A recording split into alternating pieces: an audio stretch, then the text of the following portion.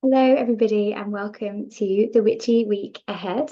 Apologies that this video is arriving a little bit late, but life has very much got in the way. The last few days, we've had a really challenging start to the school summer holiday. And so I'm here with you from the spare bedroom upstairs, hence the very cosmic backgrounds. This is the wallpaper in my daughter's old bedroom, which I don't have the heart yet um, to change it or wallpaper over it because my mom did such an amazing job, and it's so pretty. And if you look, if you were here in real life, it's all sparkly and glittery, so it's very satisfying. So today's episode will probably be a little bit shorter because I'm recording this at night time and just trying to make it work this week with limited energy and the challenges that come um, when, when little ones are poorly and just how much everything really grinds to a halt. But I actually thought that that could be a helpful thing to talk about in terms of our energetic practices, our magical practices, our seasonal celebrations. Sometimes I've been really reminded of these last few days is sometimes things just don't go according to plan, and we don't have the time that we might have wished to set aside to honor a particular lunar event or a particular seasonal celebration. And I was just thinking about this as I've come to set up to record this video. I'm in a different room. I can't film from my office today. And I didn't have the time to, put all the sacred smoke on and light all the candles. And what I was thinking about beforehand as I was reaching for certain things that I can use when I don't have as much time. And I was like, actually, this could be a really good thing to talk about, a helpful thing to talk about. So one of those items is it's a room mist, but really it's a um like an auric field mist, if you like. So you can use these to cleanse the energy of a space or fill the space with a particular smell. But they're also really, really good to use for your own energy field. Or I'll often use these sprays on oracle decks before I use them if I don't have access to smoke or the place where I'm working or teaching in isn't allowed, doesn't allow for the use of smoke.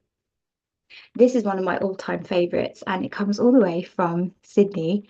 So it's the Perfect Potion Chakra Balancing Mist, which one of my yoga students, bless their heart, bought me one of these when they were visiting Sydney, and I think it was Sydney or Melbourne, doesn't matter, and brought it back with them. And I was like, oh, I miss this so much because when I used to work in store, we just had access to these all the time, spraying them over ourselves and spraying them over all our customers that would walk in. Um, so yes, these are a combination usually of essential oils and then potentially things like hydrosols or toners. And then I think that there's bushflower essences in these perfect potion mists as well. This can be a really nice magical practice to create your own energetic mists. And you could really detail this really beautifully because you can infuse the water with like crystal energy. You can infuse it under a particular full moon at a particular time of year. It can be a really like really nuanced and detailed practice. You can even think about the time of day that you make it, the day of the week that you make it. So every hour of every day is ruled by a different planet. Every day is ruled by a different planet. So you could really pull that apart and create some really powerful blends. Obviously, not the time now for me to launch into how to do those. But if that piques your interest, certainly have a look.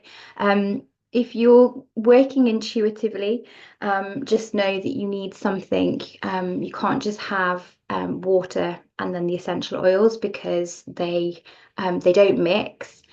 and it will go off in just a couple of days. So you need something like I said, like a face toner is brilliant. I've often used like rose toner or frankincense toner or something like that. And you would be looking to fill about a third of your vessel with that, and then filtered or pure water as best as you can. And then you add in your oils. And with whenever you're working with essential oils, always check for the contraindications and check for proper blending formulas as well. So, as with so many things now, as things kind of increase in popularity, and increase in trends, there's sometimes a bit of a casualness with aromatherapy. And if you're trained in aromatherapy, as I was many moons ago, it always makes me nervous because some oils are incredibly strong. Some oils can, make people dizzy. They're not good to use before driving, for example. They can, if you've got anybody in the household who's epileptic, certain essential oils can trigger seizures. So I've always had to be really careful with that. My dad has epilepsy, and so things like rosemary, things like eucalyptus, things like sage can be triggering. So I just wouldn't use any of those if I was visiting them, for example, if I was making anything for them. So yes, they're gifts from nature, and yes, they're natural, but that's not a green light for just using anything and using quantities of things that we don't understand as well. So every essential oil has a blending factor, and that helps to understand the formula, the ratio of oils. So if you're looking at recipes and if you're looking at ways to put oils together, I would just go to reputable sources. So, blogs or websites with recipes from people who are trained in aromatherapy. I love Pinterest. I love Pinterest, but Pinterest can be a little bit of a minefield for aromatherapy recipes because there isn't often the understanding of ratios. And I've seen a lot of recipes that are just way too strong, way too strong. So yeah, any questions on that though, please do reach out and I can point you perhaps in the right direction. We're going to be looking at making these mists in Witch School, which is going to be starting in September at my studio space in Claverley. And I think we're also going to have a look at making these in Reiki level 2. So I've got my Reiki 2 group coming back in September to complete their 6 months training. And it was asked actually by one of the students if we could look at what we could put in our tool bag, our toolkit, if we were visiting a client at home, for example, and we can't take in, incense or smoke to help to cleanse the energy of the space. And so we're going to be looking at making some of these that we can put in our toolkit and take with us. So yeah, any questions on that, do let me know. But these are a really good way to, if you're in a hurry, as I have been today, to just quickly mist around you, reset the space. And of course, smell is associated with memory, isn't it? So if you have a spray and a set of essential oils that really calls you into that sort of sacred space and into that space where you connect with your spiritual practice or your guides or whatever it is, then as soon as you spray that, you sort of remember each of the times when you have done that, and it kind of calls you in even quicker. So I will put the link to that as well if you're interested in looking at I think they list the ingredients. Not all companies do, but I'm pretty sure they do. So I'll put the link in. And yeah, so I've gone off on a tangent already. So this week, tomorrow, so I'm recording this on Tuesday. Tomorrow, Wednesday, we have the full moon in Aquarius. So this is coming in just a couple of days before calendar Lughnasadh or calendar Lammas arrives, which is the next turning on the Celtic Wheel of the Year. So we are approaching the start of the 3 harvest festivals. And what begins to happen is, of course, the gathering in of all that has been grown. So each of the harvests represents a, a different gathering in. So with Lughnasadh, this is the grain harvest, and it's also referred to as Feast of the First Fruits. So it is blackberry picking season, and a lot of the kind of traditions and rituals around Lammas is are around baking of bread. So that's where the word Lammas comes from. So Lammas is actually the Christian term for this seasonal celebration. It comes from the Anglo-Saxon word, which roughly translates as loaf mass. So people would have baked their loaves, taken them into church, had them blessed, taken them home and shared them. And I think I mentioned this in the previous episode or maybe the one before, but it's really interesting to think about what this time of year would have meant for people. So we've just moved through the majority of July. July was called Hungry July because pretty much all of the food and medicinal stores would have ran dry by now. And then the first harvest hasn't arrived yet. So the baking of the loaves, the things that could be created with all the grains that are being gathered in, they would have been treated with like absolute reverence and gratitude. So one of the big themes that you'll probably see people talking about around this time of year is gratitude, and then tuning into the abundance of the natural world. I go into a lot of detail about Lughnasadh in my podcast, so I will put the link to. There might be at least one, if not two, episodes on Lughnasadh that I will share with you, and you can have a listen because it's quite a lot.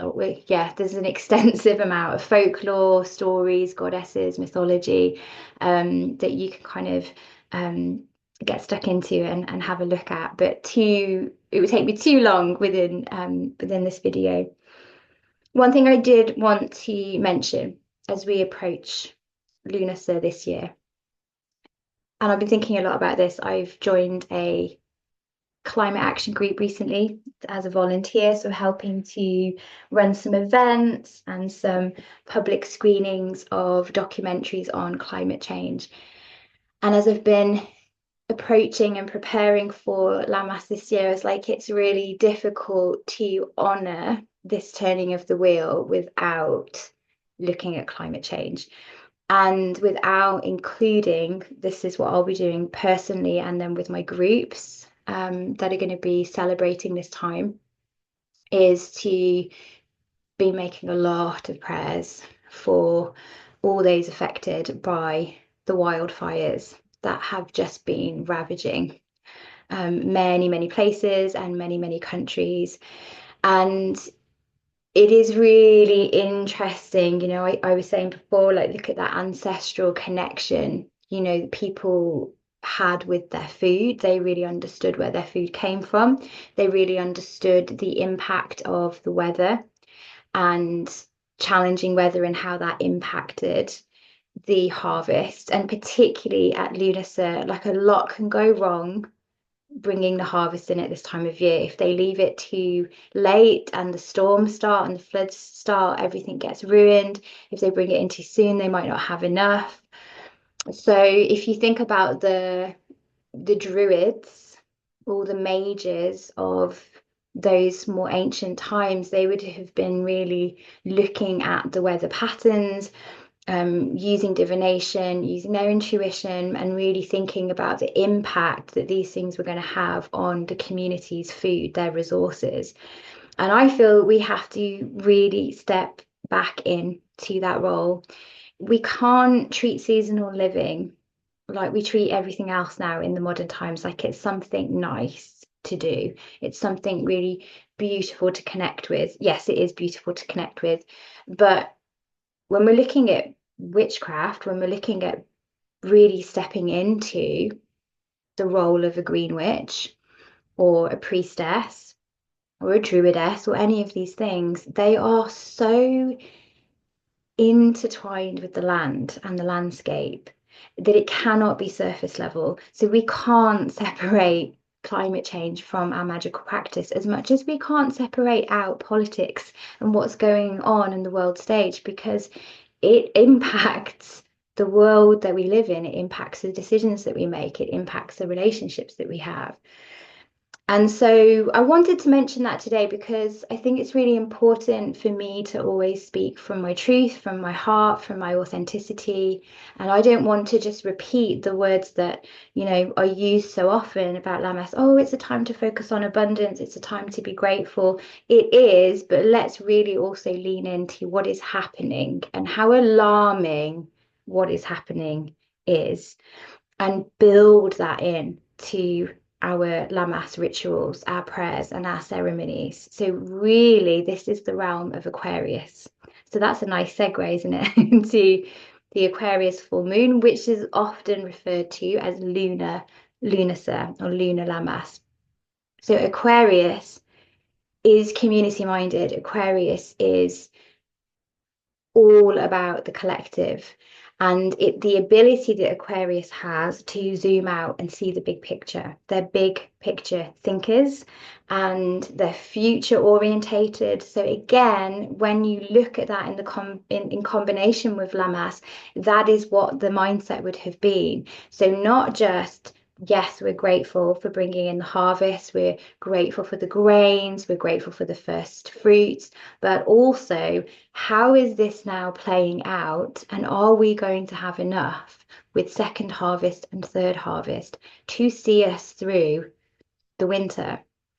And I think that these extremes of weather that we're facing are kind of putting us back into that mindset more and more. Is there going to be enough? Like, I've just been noticing it on a really small scale with the garden, not having enough water, not having any rain. And you're thinking, okay, how do we start to make decisions where we can save water? So, collecting water when you can, or, editing things that we're doing, thinking in those ways, and coming out of the mindset of always having everything at our fingertips, at our disposal.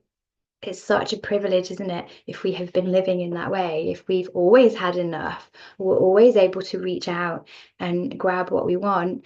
That is a massive privilege. And there's a little bit of a disconnect, I think, sometimes with the Wheel of the Year festivals and privilege, because we're not really connecting to that sense of gratitude, because there's a sense of like, well, I just do my food shopping online and I get everything that I want. It's I hope what I'm saying is making sense, but I always like to invite people into the deeper layers of the festivals. So not just let's bake a loaf and give thanks, but really use the Aquarian energy of, so what I normally do, for example, is honor the abundance of what I've received, give thanks for what is happening in my life at that time. But then I usually use Lammas as a time to connect to those that do not have enough, those that have not had enough all year, those that have been really struggling and suffering, war-torn countries, places of like deep political unrest,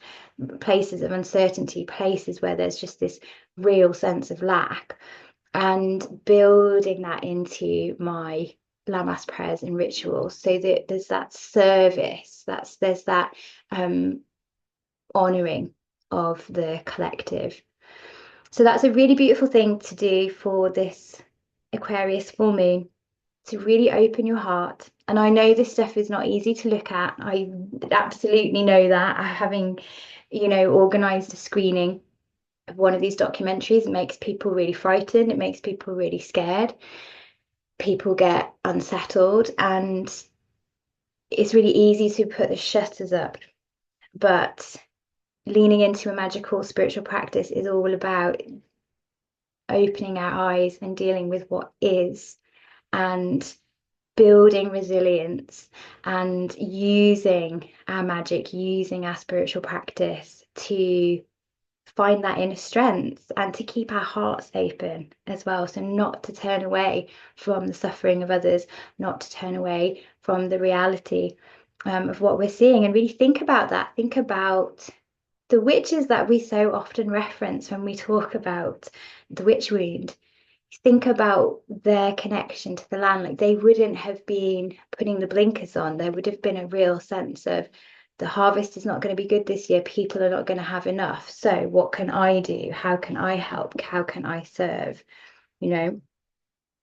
So let me know what you think on that. And it might be an uncomfortable topic, might be a controversial topic for me to include um, in this video. But as I said, I always want to talk and teach from the heart um, and from my truth. I think it's really important.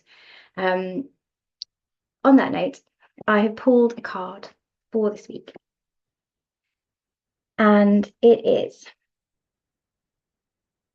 prayers to the earth, which is sort of perfect, really, isn't it? So, prayers to the earth.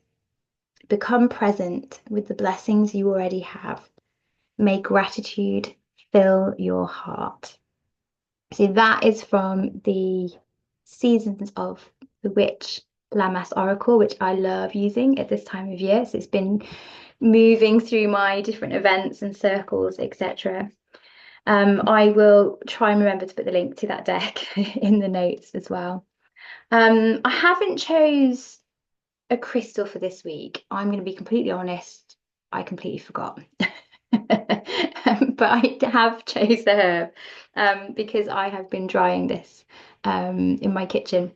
I don't have very much of it this year. The heat wave has really impacted the herbs in my garden. Some have been really abundant, but a lot of them that I am used to having in excess have done terribly this year. So one of those is feverfew, which this is a small amount that I've been able to harvest this year. Last year I had like huge jars of feverfew flowers and leaves. Um, so again, an interesting thing, to reflect on, and this is why, journals or looking back through photographs previous years is really interesting when you're working with the harvest festivals, because you're looking like, is that's interesting. So I had a really big yield of this last year. This year not so much. This year the mugwort's doing really well, but other things have been really limited. And so what I'm able to make during the winter is going to be really impacted. So I've had loads of mallow this year, for example, that I didn't have last year, and then less feverfew. So feverfew is a little bit interesting because it is quite a stinky herb. It doesn't smell particularly nice. It smells very medicinal. And I did read somewhere, that it is a really good repellent, I think, for moths. So if you wanted to create, those little bags that you can hang in cupboards, I think feverfew is one of the herbs that is meant to be good for that. I sort of intuitively use it for protection as well, because I think anything that's got like a strong, pungent smell has that kind of quality of aversion, of like pushing away. So I might use feverfew in a spell jar or a sachet, or maybe like a little pouch that I wear upon myself for protection. But its main use, the reason I gather it, is for headaches. It's meant to be fantastic for headaches, for migraines. I think anything to do with the eyes as well. And obviously, fever, which is where it gets its name, feverfew, from. So it's a really good one for the medicinal cupboard. But as I said, it's not a particularly pleasant smelling, and I can't imagine particularly pleasant as a tea. I think I've only had it blended with other things. So it'd be interesting to look at some recipes of how to blend feverfew to make it not so pungent. You could put it in the bath as well. So this is a nice practice to do for the full moon, and for any of the Wheel of the Year celebrations, actually, is to make a bath tea. So you could brew a pot of tea as if you were going to drink it, and then actually pour that in to your bath and use ritual herbs in that way. So bathing at this time of year, when the evenings are so long still, thinking about the bathing in the light of the full moon, and yeah, using herbs that sort of represent what you're connecting with at the moment. Calendula is really beautiful as well. It's really sunny, it's really positive, it's got that kind of Leo quality. We're now in Leo season as well. Chamomile flowers. So these are the things that I would be looking at putting in a Lammas ritual bath. So yeah, calendula, chamomile, rose petals, lavender, all the things that you're gathering in at this time of year. It's a really nice way to connect with what is happening in this moment in the world. And cooking with things like that as well. So I'm going to attempt to make some lavender cookies, which, if you get the quantities wrong, can taste absolutely awful. It can taste like perfume. If you get it just right, they're really, really beautiful. So I'm going to attempt to make some lavender biscuits for my Lammas circle that I have on Friday at the space. So I will let you know whether that's a fail or not. The other thing that I wanted to talk about before I go is the winding down of Mercury retrograde. So we are still in its post shadow, but we're coming out of that now. We've got the full moon bringing in its light, shining light on what it is we need to see, what it is we need to witness. We've got the turning of the wheel, so a new season coming in. And then, of course, we've got new months. So what all of this can combine together, how all of this can combine together, I don't think my words are coming out very well today, is a real sense of reflection. So taking stock of everything, looking again really open-heartedly at the last few weeks, the month of July, and sitting with it. So for me personally, July it's been really challenging. It's really, really pushed me for lots of different reasons. It's brought up a lot of old fears. It's brought up a lot of old blockages that I have around resources and finances. It's been an incredibly challenging month for the business, which I think I shared before. And because of all that, I've really been digging deep with my spiritual practices. I've been really leaning into trust more and more. And I've learned some things, and I feel like I've got some really beautiful, impactful takeaways from July, even though I would say it's probably challenged me the most out of all the months this year. Maybe. I think there was another month that was worse, which was like earlier on in the year. But I think it's a really good practice to do. So look at the month, look at July, how has it been? What were its gifts? What were its blessings? And of course, what you can start to think about here too is as you reflect on your months, maybe having a dedicated part of your journal that is your monthly reflection. Is when you get to the winter solstice, you can walk the solstice spiral with your journal. So, with the solstice spiral, you walk a spiral of 12 candles.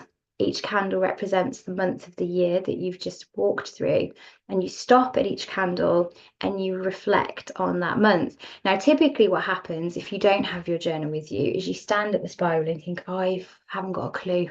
I haven't got a clue what happened in February or March or April. So it's a really nice thing to think about if that's a ceremony and a ritual practice that you like to do or would like to do this year. How can I prepare for that? How can I use these reflections at the end of the months to get really clear about what was the gift from that month? What was the blessing? What was the teacher of that month? And what do I not want to take with me into the next month? And then you can take those reflections with you into your solstice spiral. Next week, I'm going to try and remember to talk about my solstice box. But we're out of time for today. But yes, I will try and I'll leave myself a note somewhere to talk about that because as we move into harvest, the energy of harvest, as much as it is enjoying the moment, enjoying the season as it is also the looking forward and it's the preparation for the winter. So there's lots of really special things that we can do, self-care practices that we can do to look after our winter self. So I will try my best to remember that for next week. Let me know how this episode has landed. Anything you'd like to share, any questions that you have, anything that you'd like me to talk about next time, please get in touch. Anybody that has sat and watched this, I appreciate you so much. Thank you for taking time to listen to my words. I wanted to end as well by saying that everything that I post, everything that I create comes from my heart. It comes from my intuition. It comes from sitting with things, communicating with the land, with my guides. I don't use the dreaded word, which I don't even want to say because it probably penalizes me in the algorithm. But I don't rely on robots to do my work for me. And um, I think that is getting rarer. And there's lots of content out there. There's lots of people that are not writing their words or creating their images. But yeah, everything that I do really comes from, yeah, this real kind of heart place. So I appreciate everybody that listens to my words because my words are important to me and I appreciate them being important to you as well. So thank you all so much. Happy full moon, happy Lammas. I'll put the links to all those things I mentioned provided my memory. I can rely on my memory. And I will see you next week. So we'll look at the other side of the full moon. We'll talk a little bit more about Lammas and the astrology of next week as well. All right. Thank you very much, everybody. Stay magical.